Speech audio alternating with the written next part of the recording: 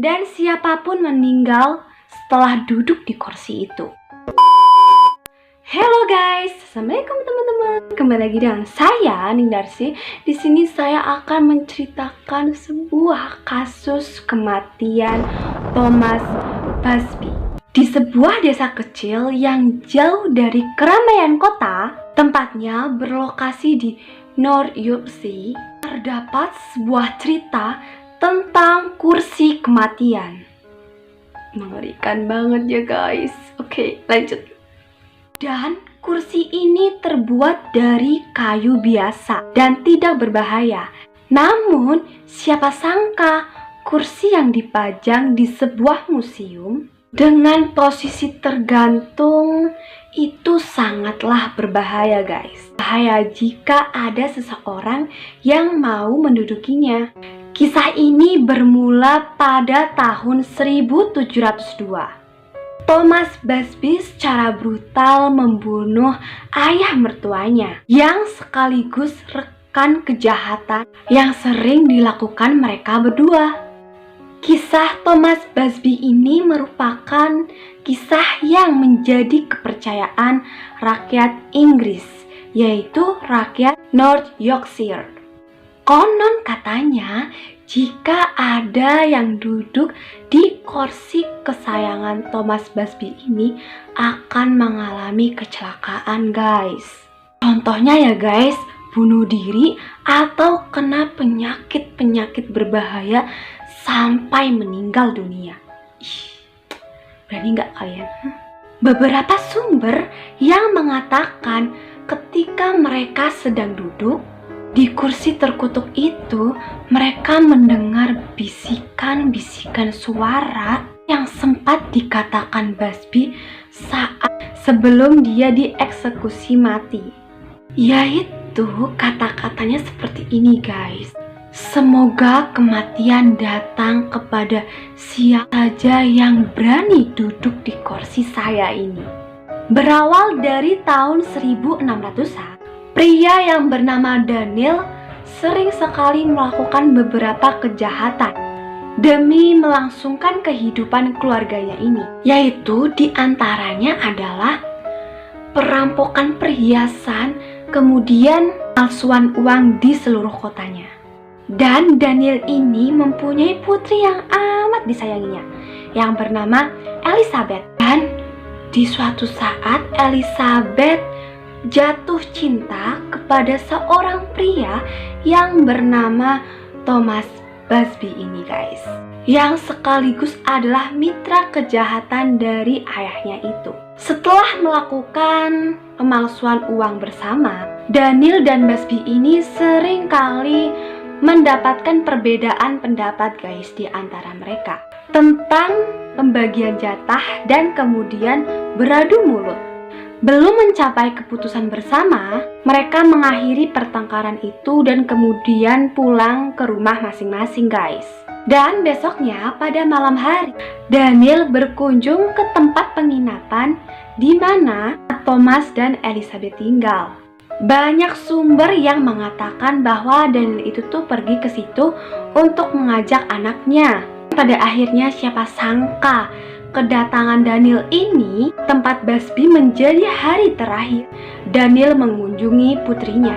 Thomas pada waktu itu baru pulang dari tempat dia bermain mabuk dengan teman-temannya. Melihat ayah mertuanya Daniel sedang duduk di kursi favoritnya itu. Dengan emosi yang masih memuncak, apalagi dengan keadaan mabok, si Thomas ini tidak bisa menahan amarah di dalam dirinya. Ia juga sempat berkelahi dengan Daniel dan Elizabeth yang saat itu tidak berdaya untuk melerai mereka. Daniel pun menyadari si Thomas ini lagi mabuk dan pada akhirnya Daniel mengakhiri perkelahian tersebut. Kemudian si Daniel itu pamit untuk pulang. Thomas pun dalam keadaan mabok, dia pun semakin marah mengetahui Daniel itu sudah pulang. Dan ia pun memutuskan untuk pergi ke rumah Daniel. Ketika si Thomas ini tiba di rumah Daniel, Daniel pun dipukul dengan palu. Dia dipukul terus, kemudian si Daniel berbaring tidak bernyawa dengan darah yang penuh di sekitar tubuhnya.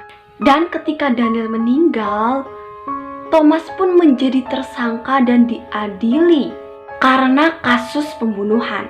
Saat-saat ketika dia dieksekusi mati, dia pun ingin mengatakan permintaannya. Permintaan terakhirnya, yaitu dia ingin pergi ke rumah tempatnya dia tinggal, kemudian dia ingin duduk di kursi kesukaannya dan mengucapkan kutukan bahwa yang akan duduk di kursi ini akan mengalami mati yang mengenaskan. Pemilik penginapan itu yang ditinggali Thomas ini menjadi peluang untuk meningkatkan bisnisnya. Ia pun tetap menjaga kursi kesukaan Thomas dan menyimpannya di tempat umum untuk mengundang para pelanggan yang penasaran akan kisah Thomas ini. Dan Thomas meninggal dieksekusi mati dengan cara digantung di penginapan ia tinggal. Dan tempat itu pun diganti dengan nama Busby Stopin dan menggunakan nama Thomas untuk kepopuleran tempat tersebut. Menurut tetangga sekitar, siapa saja yang duduk di kursi kesukaan Thomas ini akan segera menemui ajalnya. Banyak prajurit perang kedua yang menduduki kursi ini. Dan pada akhirnya tidak kembali selamat. Penduduk sekitar pun berspekulasi bahwa mereka mendapatkan kutukan dari Thomas ini. Kisah-kisah orang-orang yang meninggal di kursi ini ternyata sangat banyak rincian kematiannya.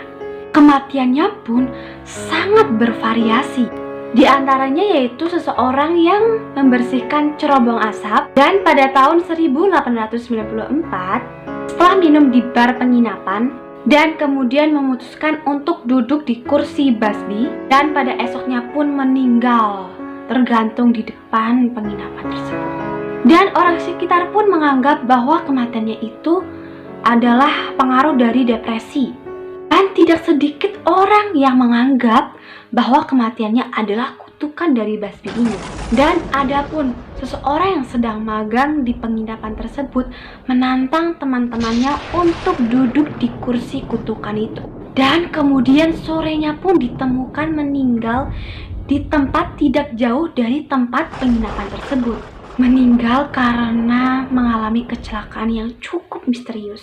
Kejadian yang sama juga datang dari seorang pria yang duduk semalaman dan dia pun ragu-ragu untuk duduk di kursi terkutuk itu. Awalnya dia ragu-ragu untuk menggunakan kursi tersebut sebagai tempat duduk mereka. Mereka pun pada akhirnya menggunakan kursi Busby dengan bergantian. Mereka pun berdua pada akhirnya mengalami kecelakaan di mobil saat mereka pulang ke pangkalan udara. Pada tahun 1970-an, pemilik rumah yang sudah temurun diwariskan pun mereka merasa jenuh akan banyaknya orang-orang yang meninggal setelah menduduki kursi tersebut. Dan merasa jenuh dengan cerita yang diungkit-ungkit pada kasus Thomas Busby ini. Pada akhirnya pemilik penginapan ini memindahkan kursi tersebut di ruang bawah tanah guys, supaya terhindar dari orang-orang yang nekat mencoba kursi Thomas Busby ini. Pemilik rumah pun menggantung kursi tersebut supaya orang-orang tidak bisa menduduki kursi tersebut. Pemilik rumah pun melabelkan kisah Thomas Busby di kursi tersebut dengan banyaknya kematian-kematian yang pernah menghantarkan nyawanya ketika duduk di kursi Thomas Busby ini. Dan tidak hanya itu guys, si pemilik ini pun memberikan label supaya tidak menyentuh kursi itu agar terhindar dari mara bahaya. Kursi ini pun sudah diteliti oleh seorang ahli di furnitur yaitu Dr. Adam Bowett. Menyimpulkan bahwa kursi Thomas ini adalah kursi yang telah dibuat pada tahun 1840 dan 138 tahun setelah Thomas dieksekusi mati. Dan meskipun kursi yang dipajang bukanlah kursi asli dari kutukan Thomas, kursi itu pun sempat menjadi perhatian publik. Namun ada saja celah kutukan Busby yang bekerja pada kursi itu. Seorang supir yang mampir di rumah itu, di penginapan itu, dan mengantarkan barang ke bawah tanah. Seorang supir ini tidak tahu menahu tentang rumor-rumor kursi tersebut. Dan pada akhirnya si supir ini duduk di kursi kutukan itu, guys. Dan kemudian setelah dia pulas dan sudah enakan beristirahat, kemudian si supir ini melanjutkan perjalanannya. Dan beberapa jam kemudian, apa yang terjadi? Si supir ini mengalami kecelakaan dan menghilangkan nyawanya. Dan pada akhirnya si supir ini pun tewas. Dan pada akhirnya pemilik penginapan ini yang bernama Tony, dia menyumbangkan kursi ini ke museum lokal dan memintanya agar kursi itu diletakkan di suatu tempat di mana seseorang tidak bisa duduk di atasnya. Museum yang menerima kursi Busby ini adalah museum yang bernama Museum Trick. Bagaimana guys? Kursinya sangat menyeramkan kan? Dan pada akhirnya kursi ini pun disumbangkan kepada museum lokal yang bernama Museum Trick. Nah, gimana guys? Serem banget kan guys ceritanya? Iya bener. Dan emang sih kalau kita mempercayai sesuatu itu pun bakal terjadi.